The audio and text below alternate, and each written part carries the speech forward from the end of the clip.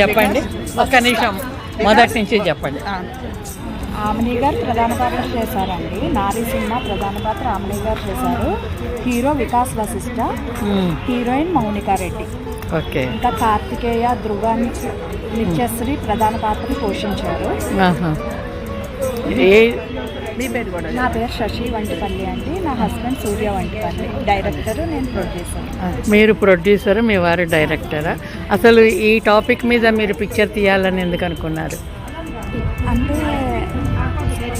ఒక అమ్మాయి జీవితంలో ఉండే ప్రాబ్లమ్స్ గురించి ఇప్పుడు మీరు నేను ఎవరైనా సరే మన లైఫ్లో ఉండి మీ ఫాదర్ ఉంటారు, మీ హస్బెండ్ ఉంటారు, కొడుకు. అమ్మాయి లైఫ్లో ఉండే ముగ్గురు మగవాళ్ళు